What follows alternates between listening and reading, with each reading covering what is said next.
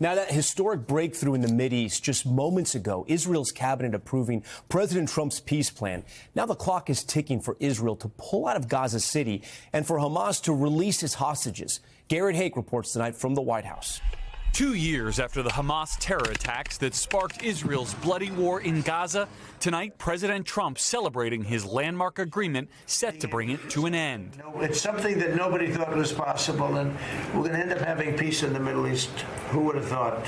It's a major diplomatic victory for President Trump. Israel and Hamas both agreeing to his peace plan. The hostages will be coming back Monday or Tuesday. I'll probably be there. All of it following a momentous 24 hours, from Secretary of State Marco Rubio passing that note in front of the cameras to Trump's call moments after the announcement. What do you guys have to say to President Trump? Breaking the news to families of hostages held by Hamas. The hostages will come back. They're all coming back on Monday.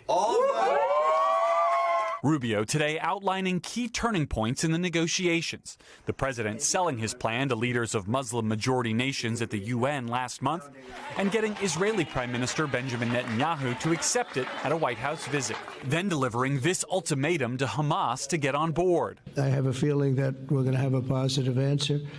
But if not, as you know, baby, you'd have our full backing to do what you would have to do.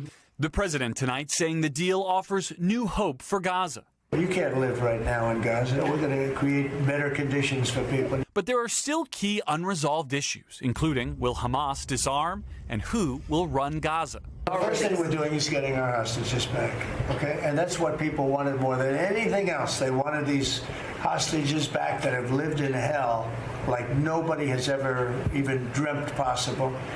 And after that, we'll see.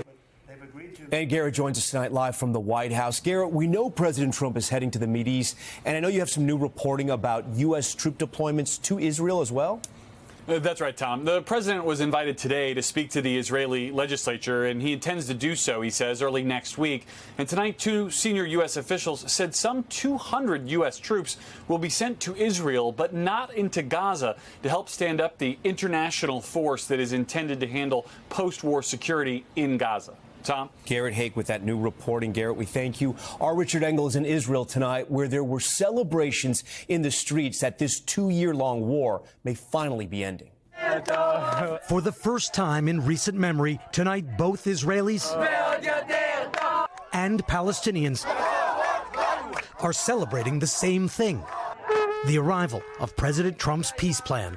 In Tel Aviv, the long, somber hostage square was transformed, with Israelis singing, waving Israeli and American flags. And it's clear who many credit for the breakthrough. They are cheering not for victory, but for peace and closure. Michael Iluz wore a T-shirt showing his son Guy. Guy was at the Nova Music Festival when Hamas attacked on October 7th. He called his father, who jumped in his car and rushed to save him. Michael arrived 15 minutes after Hamas kidnapped his son. Now he's waiting for his remains. This must be such a complex day for you. It's a nightmare. It's a nightmare for me. I will be, for sure, I'm going to recognize my son. I want to touch his bone. I want to be able to know that I'm going to make closure. In Gaza, similar mixed emotions, with celebrations that are more like relief. Local health officials say more than 67,000 Palestinians were killed in Israel's war on Hamas. Rind al-Nawajha, like nearly all Gazans, was displaced from her home.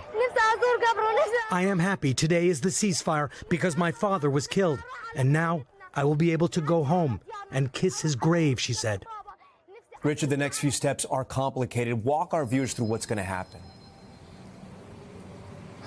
Well, Tom, the Israeli government has just approved the deal, so now the Israeli military has 24 hours to pull out of parts of Gaza. Then Hamas has 3 days to gather and hand over all of the hostages. If it goes well, phase 2 begins, which is more complicated and concerns the future of the Gaza Strip. Tom?